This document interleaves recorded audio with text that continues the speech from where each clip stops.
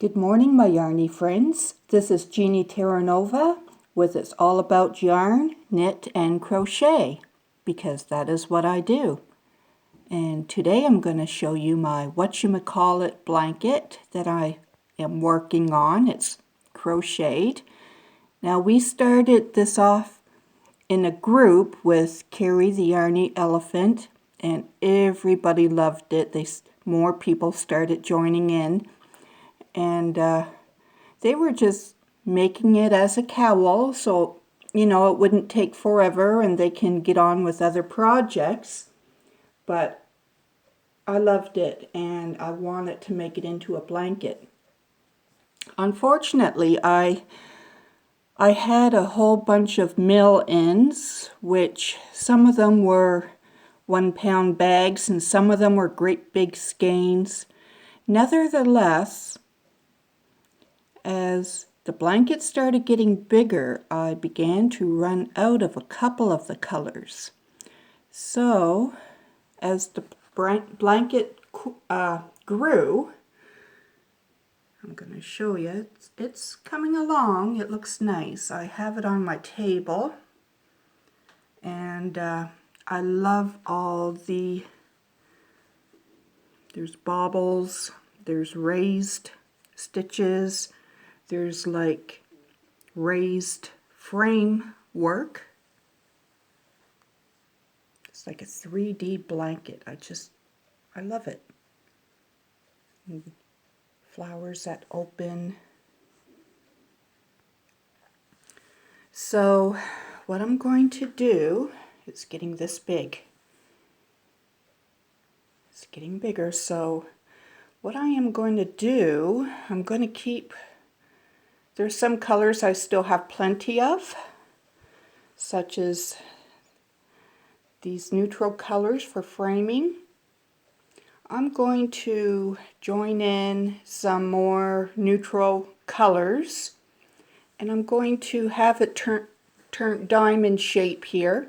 And I'm going to square this diamond shape to fit on my double bed because it's nice and long this way.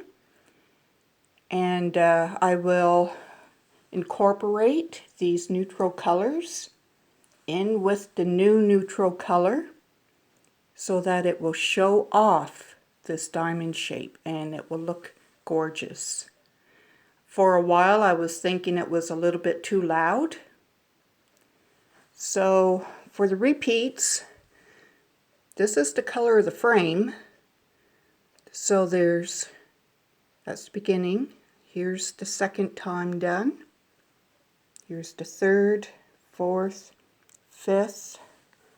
I'm at the beginning for the sixth frame to go on right here. So this is whatchamacallit. It's a paid for pattern, but it's very beautiful. And we were doing it in the group with Carrie the Yarny Elephant. And then there's also another group that does the whatchamacallit because they just loved it too. So it's pretty big out there right now on YouTube. I'll be right back. And I am back. So yes, isn't this just gorgeous? I love it. So there was no way I was just going to make a cowl and put it in my closet and leave it there because I have so many scarves and cowls already. But I do enjoy making new beautiful ones. So yes, here is one of the colors I was using. It was mill ends. It was a whole bag full.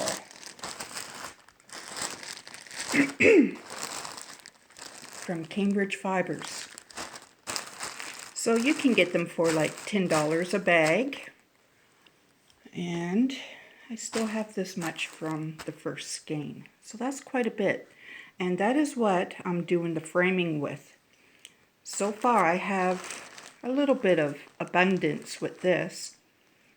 But if I have to do a large frame to go into the new neutral color, it's probably going to take a good chunk out of this. I might get a couple of large frames out of this, which will be good. It will make the new neutral that I add in blend with the blanket. And then more Millens. These are great. These are like Bernat or Red Heart. Do you guys know what these are? Let me know. I know they're very popular. They're either, I think they're Red Heart, but they're from Cambridge Fibers. Millens. These are all Millens. Look at them. Now this is either Red Heart or Bernat. I have some that are just like the Caron Simply Soft as well. But this here type is not soft. It's almost like a string. It's almost like a silk cotton. And I have another one that resembles it as well. So, and I love these for the framing. So this one is this. It's silver and blue. Silver and blue. It's beautiful. I love the colors of these for neutrals. And but the blanket called for maybe 6 or 7 colors. So I needed some neutral. It would have been super loud if I didn't. I'm not one for really loud colors, but I would like to throw in a couple for accent colors just to pop. And here's another color. Now this is just like these. Like there's no stretch to it. Let me see my focus. There's no stretch to it. It's like a string. It's almost like a DK as well. These ones here. And these are all from Cambridge Fibers. But yes, they're just like a DK. And like a DK string. These here are like Red Hearts. So this is a very mixed blanket. But as I learned about the pattern, I started switching the colors. I was making sure these would be green because they look like tulips. So I did a flower color on top. And as the quilt got bigger, I realized these are like flowers. So I switched out this neutral to be green. And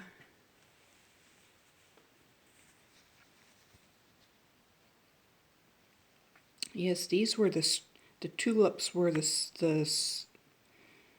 striped Red Heart type yarn. So as it went, it turned from blue to green. So the green was green on green, or a teal on green.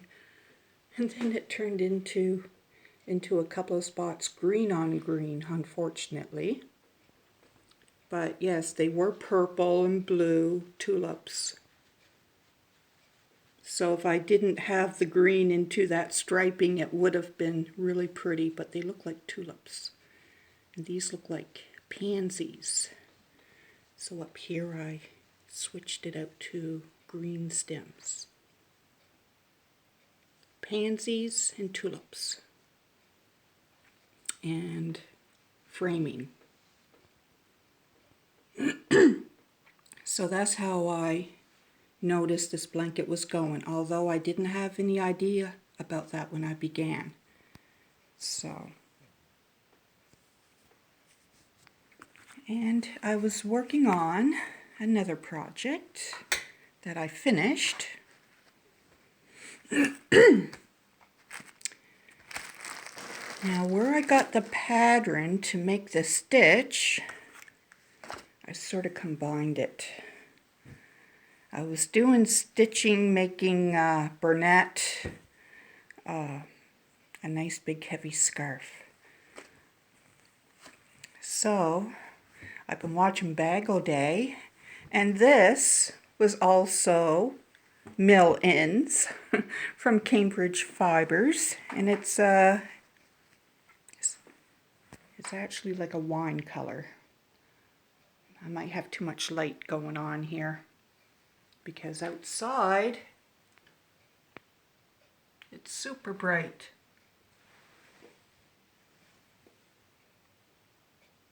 Oh, my screen's in the way. But yeah, super bright.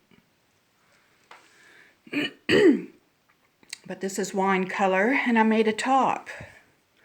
So one moment, please. I'll be right back.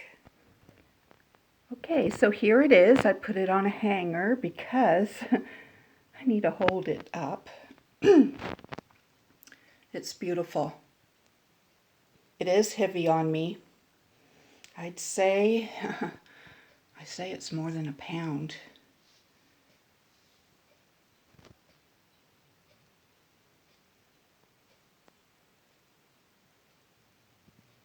And I got the idea from Crystal at Bag O Day. So you can go over there and find out how to make these. It was pretty square. Like you knit it square. You measure your torso from the top of your shoulder down to the bottom. You take a measuring tape and you measure your waist or your hips, whatever the widest point is, and add an inch onto it for seam each, you know. But when I sewed it together, I used the invisible stitch. And you cannot see where I put it together, and I can wear it inside out. You cannot tell which way is which at all. So the invisible stitch, I'll show you how to do that sometime. So yes, this was square shaped, but you make sure that you make your torso long enough, and you can make it a couple of inches longer. You can make it any length. Now, if you're really streamlined, what I would advise you to do, if you don't want this all square looking, around your waist area when you're making this, you can go to a smaller hook, and it will make the stitches a bit smaller. Therefore, it will draw this in a bit. Just an idea. I lost my streamline, so I don't need that. So yes, it's square. And all you have to do is sew up the sides to where you want to leave your arms open. Okay, and the same with the neck. And then when I wear it, I just give it a tiny pull down, and it makes your neckline. It's beautiful though. Let's see if I can get the sun is so bright, it's not doing the color any justice. It's washing it out maybe this way. Nope. But it's a nice cranberry dark wine type color. Anyways, that's my finished products, and I'll join you next time. Happy yarning!